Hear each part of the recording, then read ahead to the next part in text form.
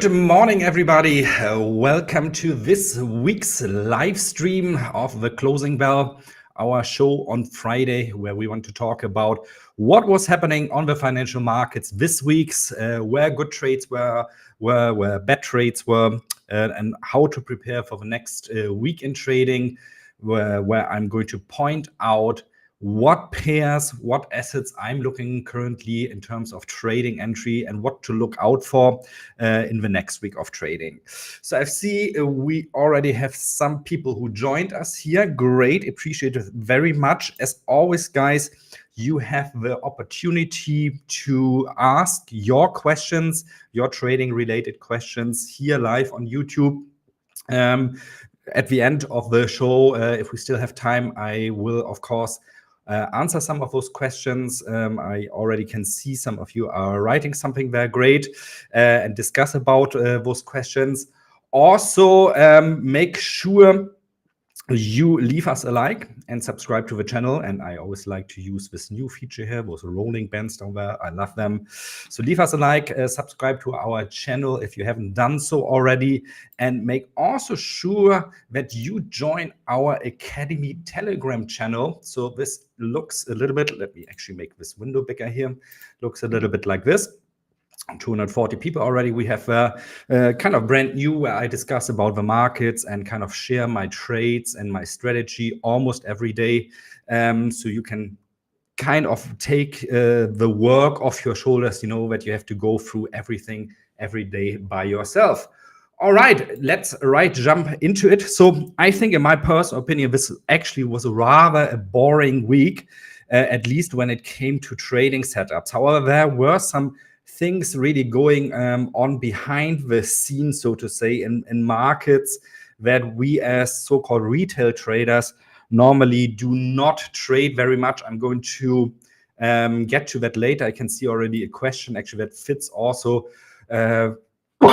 excuse me, very well when it comes to that topic. But let's go through individual assets here maybe first and talk a little bit about what is going on there.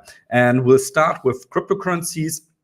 Bitcoin, and I'm getting a little bit tired of this because it feels for me I kind of have to tell the same story every week. So we are still in this massive sideways range that we entered since mid of June. So we are already in that now for what is that, 4 months almost now.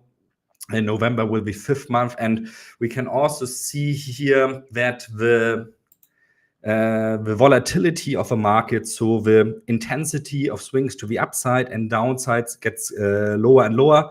I personally always like to measure this with those Bollinger Bands here. Let me zoom a little bit in. God. And you can see here, so the upper Bollinger Band, the red one, the lower one, the green one, so they are squeezing. They're very narrow. There's not a lot of movement, at least for a cryptocurrency that is going on anymore. I also said multiple times, it's just a matter of time until this resolves itself with either a big swing to the upside or a big swing to the downside. We don't know yet in which direction this is going to go. Probably we'll have to wait until we get news from the US interest rates decision early November, or the new inflation data, which might be worse than expected. Again, we don't know that yet. Still some time to go there. And maybe then we'll have this final capitalization phase to the downside. If Bitcoin behaves here like it did in the other cycles, we would see probably it ending up somewhere between 12,000 and 15,000 US dollars. However, it does not necessarily need to do that. The history doesn't always repeat itself, you know, up to the point. Let's have a quick look at Ethereum. So in my opinion, even worse than Bitcoin. There's absolutely nothing going on anymore.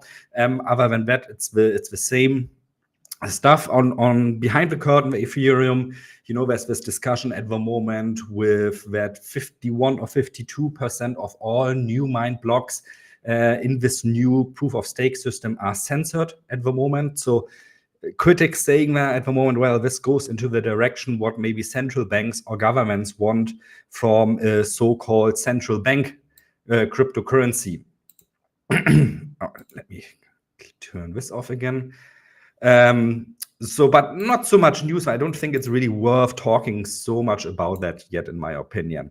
So, one thing I would like to see, also mentioned that a couple of times, I think already, is that in order for a new bull market to start, I would like to see actually the Bitcoin dominance going up to 46 to 50%. We've creeped upwards a little bit, but we yet haven't seen those big swings to the upside, really. And normally when that happens, sooner or later, this also marks the end of a bear market and the beginning of a bull market. Why? Because a lot of traders out there, get sick of their losses, maybe in altcoins, and finally start shifting into Bitcoin. What hinders it a little bit, in my opinion, is that at this cycle, in this bear market, we are seeing much more stable coins playing a larger role. So 4 years ago, we of course already had US dollar TIFA, but other stable coins such as US dollar coin, for example, were not yet as popular. And we've seen here the US dollar TIFA dominance is that, so really also creeping up for basically the past 6 months, the past 10 months. That is already when we came all the way down here from 3.7% to now almost 8%. So also there, like in the traditional financial markets, we see a lot of traders parking their cash in US dollar. And this is very normal, by the way, in a bear market. Traders, investors will always flock to so-called safe haven assets. And for cryptocurrencies, this seems to be US dollar TIFA. Without this, I'm very sure we would see Bitcoin dominance already maybe here at 44 or 45%. All right, quick look at the stock market. Also not so much new stuff here. The soft landing zone I defined a couple of months ago here still holds up pretty tight. I said there earlier this week on our Telegram channel that for me, this zone here at the moment is actually quite a good buy zone. I also said beginning of the week, we're probably going to see 2 or 3 strong days until Wednesday, and then the market is going to reverse again. Like every week, what will be extremely important, in my opinion, is today, the last half hour of trading, because what we have seen in the past weeks always is that in the last half hour of trading, that the stock markets go down at night. And this is especially true for the US stock market. So in this case, the S&P 500, because a lot of investors, especially institutional investors, they do not want to hold on to their stocks over the weekend. So one trade, maybe if you want to do some day trading, you could be eyeing here at today is really to maybe short the S&P 500 or short Euro US dollar. You can play that with this as well, by the way, in the expectation that we are going to see a declining stock market until tonight at what is that? I think 8 p.m. UTC, the US stock market will close. And if we see again this last half hour of weak trading of lower stocks, probably Monday morning, if nothing bad happens over the weekend, we are going to see rising stocks again. So you might even want to close that trade then. So this is like one of the few really ideas I have for this week, at least when it comes to swing trades. Another idea was actually a short trade in euro dollar, which I entered, I think it was yesterday. Let me have a look. Yeah, yesterday afternoon at 2, I sold euro dollar. I just took a smaller position, my opinion, because I want to also use this as a trade. I also expect here euro dollar coming lower throughout the day, and then probably I'm going to close this trade tonight if my hypothesis works out there. Also here, so this is actually based, this idea, on this chart, which I also talked about on the Telegram channel yesterday, where I noticed, so this Renko chart, euro dollar, that is, every time we enter this zone here of about 50 in the RSI, it seems like euro dollar is rejected there, and then we see a new swing to the downside again. So even if this trade doesn't work out today, I might actually hold on to it longer and build up position on that in the expectation that we are going lower. However, guys, as always here, be careful, use a stop loss. The market is extremely thin when it comes to trading volume, in my opinion, at the moment. So if something bad happens over the weekend, if there are maybe also good news, extremely good news coming out, suddenly you will see the surge in volatility. And you, of course, do not want to be on the wrong side of the market then, right? Cool. All righty. Yeah, let's have a look. So there's actually one more thing I want to talk about today, but I'm seeing here there's a question already that really goes into that direction, what I want to talk about. So we're going to do that maybe later. I quickly want to have a look at the economic news that are going to come out next week, because in different from this week, we're actually going to see some action there, in my opinion. So for this, I personally always like to use this daily FX calendar. And then I go here to the next 7 days. So you'll find this here under calendar, economic calendar. And I always filter out here that I get only shown the so-called high impact news events that probably are going to move the markets. So if you click here on medium low already, you'll of course have a lot of more news shown there. However, in my opinion, those really do not move the market so much. So I want to focus really to get a quick overview on what is going to come out the next days, the next 7 days there. And one thing I saw here, normally something like this, consumer confidence, for example, would be also very important. At the moment, nobody's looking at that.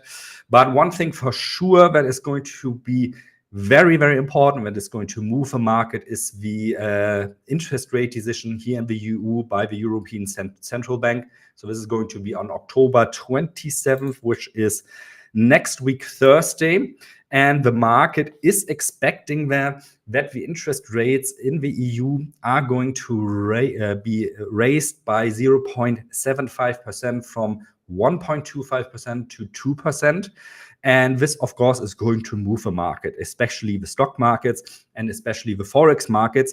And like last time when we had this very, very good and profitable trading session for the release of the, excuse me, inflation data, what we did last week there, we are going to be live again there. We are going to do some trading there. I already have something planned because I noticed, how this went off a lot of the last time. So, if you want to join me there in trading again, or if you just want to watch and enjoy the show a little bit, be my guest next week, Thursday. Probably going to put this on the homepage later today, and also going to share that, of course, on Discord and our Telegram channel. So, all right, let's have a quick look here at questions. First, I want to go back here. I'm using too many windows here. All right, I can see already quite some action. So here we have really an extremely good question, in my opinion, from Lavskins. Hi, Dirk. Based on your experience on the market, I really would like to hear your opinion about what is happening with US dollar, Japanese yen, and the fact that the Bank of Japan has not shown any intention on intervention. So this is really a good question, and this is actually already pretty high level what you are asking here.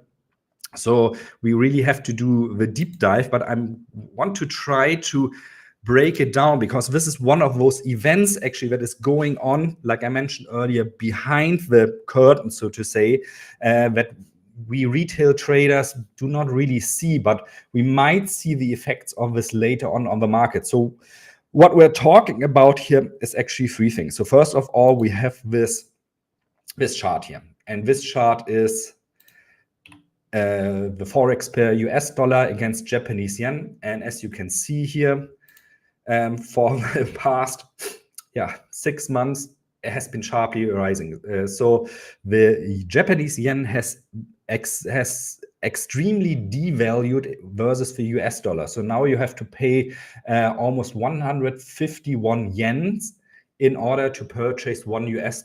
So 6 months ago, this rate was at 113, 114. So this is a devaluation of almost 40%, 50% almost, if this continues. And this has this has led to the effect, and this is the second thing we need to look at, that we are not seeing a high demand anymore for so-called Japanese bonds. This has nothing to do with James Bond. So this is a bond, and so-called treasury bond is the main method how governments out there can refinance them. So your government, wherever you are, I'm in Germany here, for example, they give out those bonds. They basically tell us, hey, Dirk, you give me your money. We are going to give you first of all the security that we are going to pay back your money in 10 years, and you are going to get an interest rate from us. And normally those bonds are in very, very high demand because they are used by institutional traders as the baseline, the fundamental security for their portfolios. Instead of parking in cash, they buy those bonds because they know it's almost impossible that those bonds will default. So they pledge them as securities for other trading activities. So a lot of pension funds out there might actually do something like this. They take those government bonds, then they go to the bank and say, hey, I have 1 million in government bonds here in US or Japanese government bonds with 10 years maturity, and I want to collateralize those, which means I want to use the 1 million, and then you give me a limit of 5 million US dollars, which I, for example, can then use to purchase stocks or other assets or real estate or whatever. So this is a little bit like what we are also doing in a smaller scale with margin trading. When PrimeXBT offers you, for example, if you trade Bitcoin, a leverage of up to 1 to 200, this is also happening for institutional traders. Now, the problem is, since basically the price of those government bonds have been falling by quite a lot, and we can later look here at the USA, for example, also we are seeing the same here. So you can see here 6 months ago, no, this is actually longer here, sorry, because it's a daily chart. 2 years ago, we were still at 104, and now we are below 100. So the bank then might approach you, if you run a pension fund and you use this as security, say, hey, you don't have enough securities anymore to finance your operation, your leverage operation. We want more securities. But the problem now is, at the moment, nobody wants to buy those bonds anymore. So actually what happened then is that the Bank of Japan was going onto the market to buy bonds themselves. So they are the ones, trying to stabilize the market by acting as a buyer. I know it sounds horribly complicated, but it's really a ticking time bomb. And then for the case of Japan, you also have this, let me say, the special case really, that we still have a very, very low interest environment in Japan. So we are still there at 0.0%, slightly negative. Japan hasn't raised the interest rates as the EU and especially the USA has to combat inflation. This is something very, very typical and unique for Japan. They are very, very slow in adapting kind of their policy making to reality. And this all combined, led then to this terrible weak Japanese yen we are seeing here at the moment. I mean, if you look at this chart, basically, if you are somebody living in Japan and maybe you need to go overseas, maybe you want to visit America, well, you are spending about 50% more on your holiday probably than you did just 6 months ago. But we are seeing the same, to be fair, here also with euro dollar. And if we look here at, for example, the USA, we can see the same effects. So the yields, so to say, the true interest you are earning on those government bonds from the USA has been gone massively up. And it has gone up so much because nobody wants to buy those at the moment. This is why probably we are going to see the Federal Reserve Bank doing the same for the US dollar. However, with the US dollar, it's a whole different story because it also acts as the secure asset, so to say. However, this could become a very, very big problem because we are seeing a lot of institutional traders, large institutional traders, hedge funds. So I'm talking really institutions with billions of US dollars in assets under management that are using those bonds as security for leverage trading. And now when the banks come say, we want more security from you now, more security, it's a vicious cycle that's pretty can spiral out of control. It's a little bit with what we saw with Lehman Brothers in 2008, but at a larger scale. So this is a potential time bomb ticking. Let's see how, and I think you don't read so much about this online probably, because it's also quite complicated, the mechanisms, to be frank, but maybe have an eye on this. This could be what leads to maybe this large sell-off that I'm kind of still expecting in stocks and also cryptocurrencies. Wow, that was a complicated question, right? All right, let's see what. Yeah, this sideways is really exhausting. I totally agree with you, and but it's also normal and it's kind of healthy to see something like this in the markets. So we have to deal with it, and we need to stay sharp and open-minded as traders, because eventually the sideways range will end, and we want to be the ones that are already positioned then in whatever direction.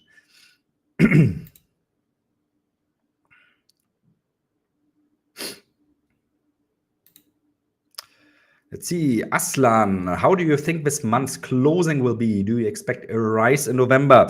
I initially expected that we are probably going to see slightly an upward move, maybe in mid of November again, but it's going to be highly dependent on the interest rate decision, the US interest rate decision, that is, I think it's 2nd of November, and especially also the inflation data. So we need to see the inflation data really coming down by quite a lot, that this new bull run can be initiated. So it might be postponed maybe to mid of December, beginning of December, maybe even to Q1 2023. It's extremely hard to time events like this. Impossible, in my opinion. So if you believe that, the bear market will end eventually, one thing that you can do is that you can dollar cost average your way, for example, in a cryptocurrency of your choice or whatever you are trading. Do not try to catch the bottom. Usually that is not a good idea.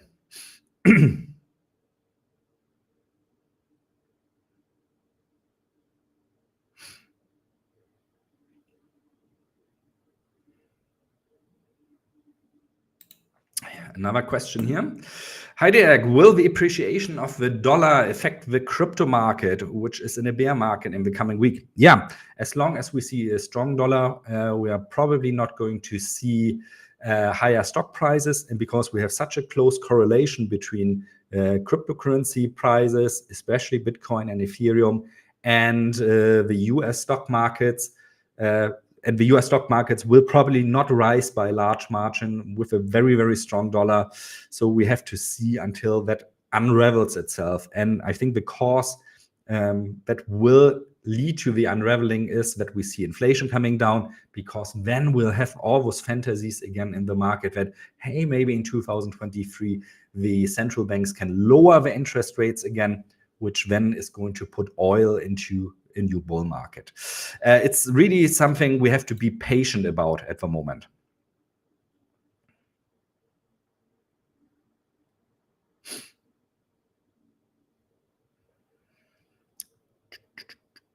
Let's see.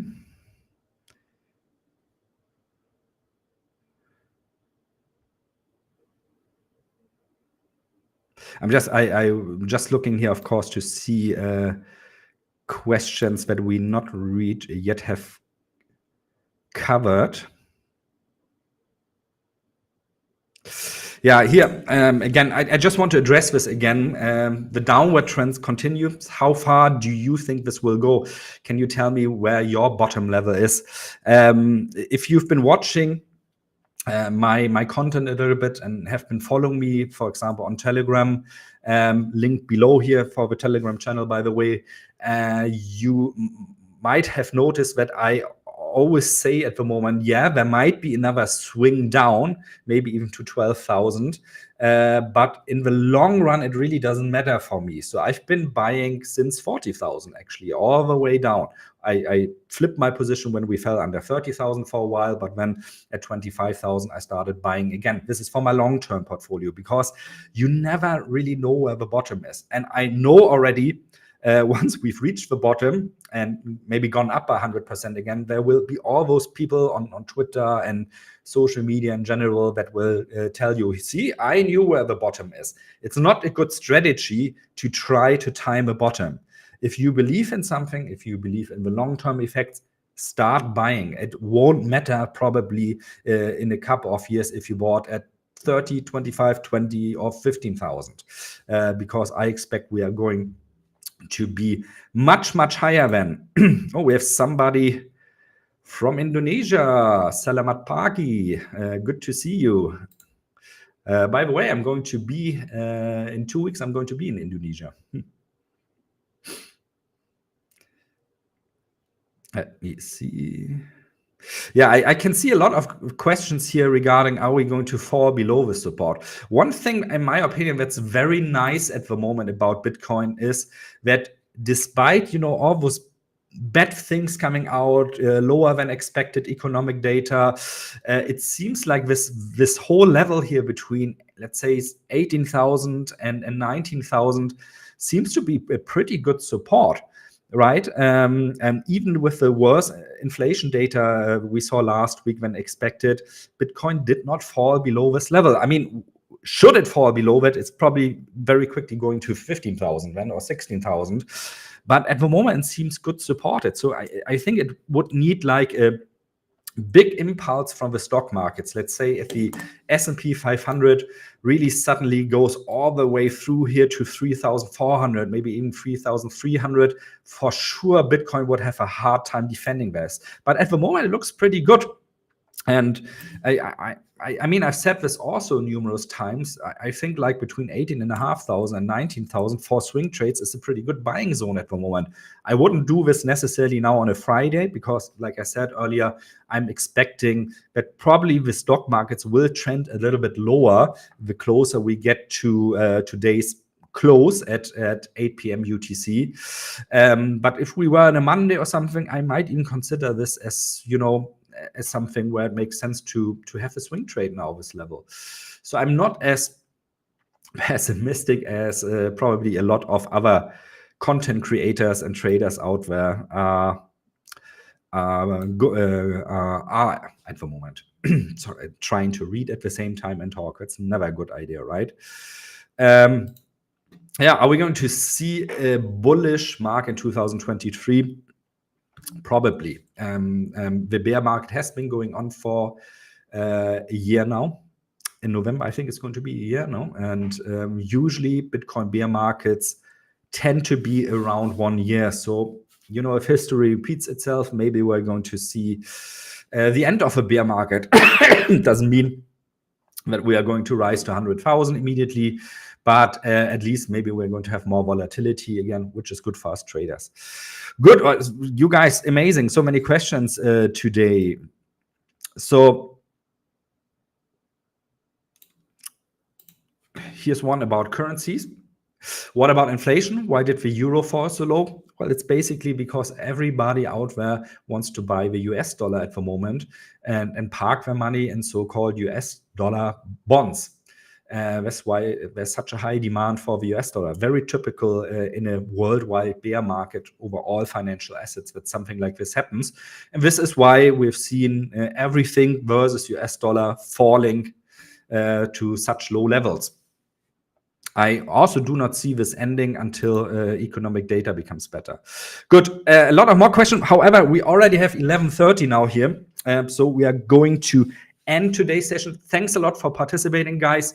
Remember, leave us a like, subscribe to the channel, come onto the Telegram channel so you can get more live updates on our trades. Just see we are seeing euro dollar already going a little bit lower now again.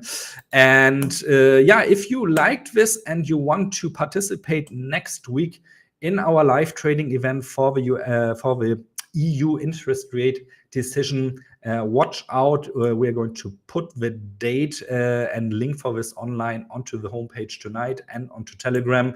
Looking forward to seeing there. Also, guys, make sure if you want to get ready there, we still have this promo code here, which is valid only now in October. So you need to activate this promo code until end of October 31st, that is Academy Oct22 to receive a deposit bonus of 7%. And this is always nice, some extra, collateral you can use for trading. As you can see up here, I've used this actually. This is the section that is saying reward up here.